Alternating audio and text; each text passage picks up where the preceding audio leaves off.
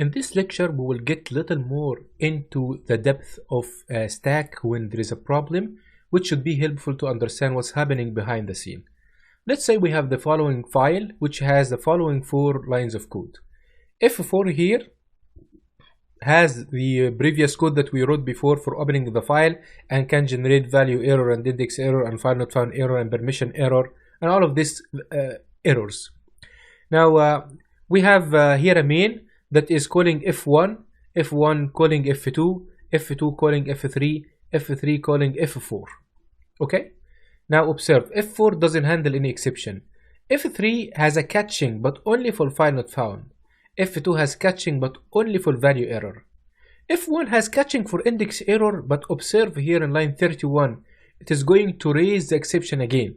So it actually catch it, do some logging, then raising it again so it will spread from it.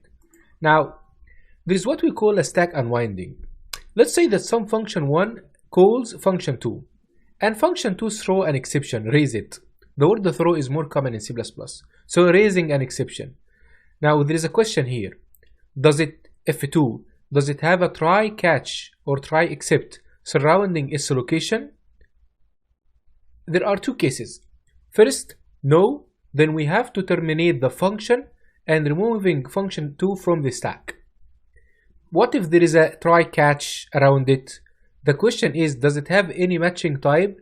If the answer is no, then again it is useless. It doesn't have any effect. So we again go out of the stack to and go function F1. But if the answer is yes, then we go to its except block. Okay? Again, what if now function 1 receives exception from function 2? Sorry, it will do the same logic. Let's apply that here.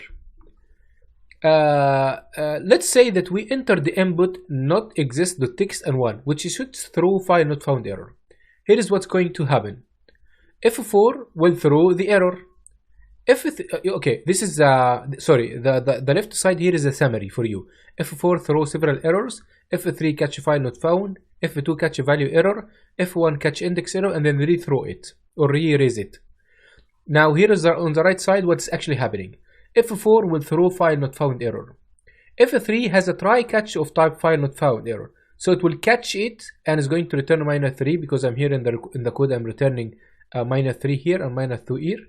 So it's going to return -3. The program will exit without any exceptions. It will exit in a normal way. The word by here will be printed. Let's trace another case. You enter data text.and hey. This will fail in the conversion from hey to integer in a value error. So here is the logic. F4 throws value error.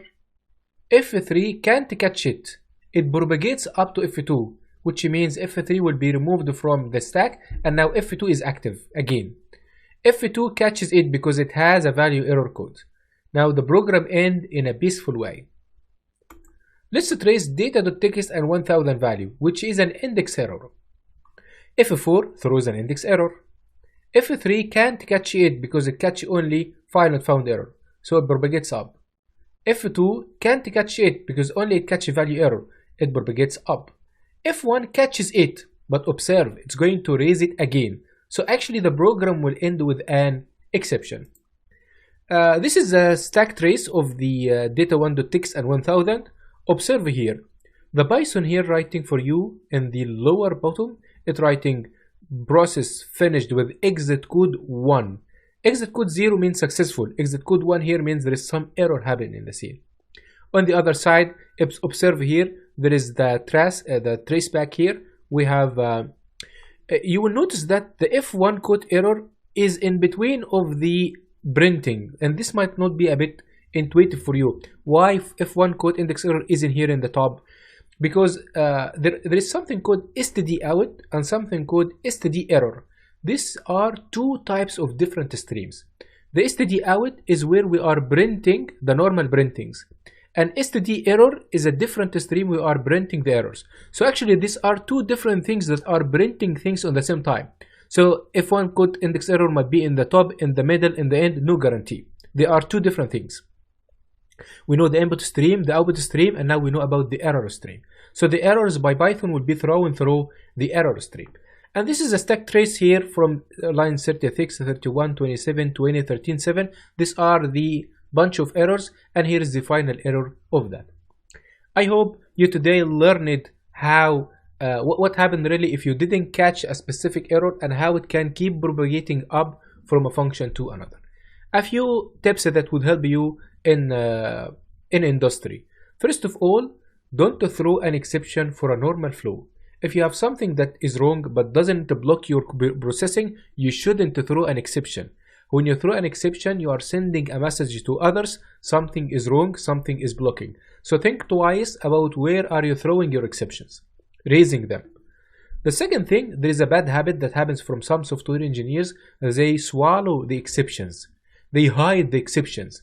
You are making a big try except block, and you are catching any problem, handling anything in a wrong way, and no one above your function is knowing there is a problem. The right way is as following. You either don't catch a function because you don't know how to handle that, and something in above layer should handle it, or you catch it and handle it, or catch it and log it and then raise it again, but do not hide the exceptions. Sometimes guys write a code in the except or else or finally, and in unintentional way they cause another exception. You have to be careful, make sure the logic inside these blocks of code doesn't generate an exception unless you know what you are doing. That's all.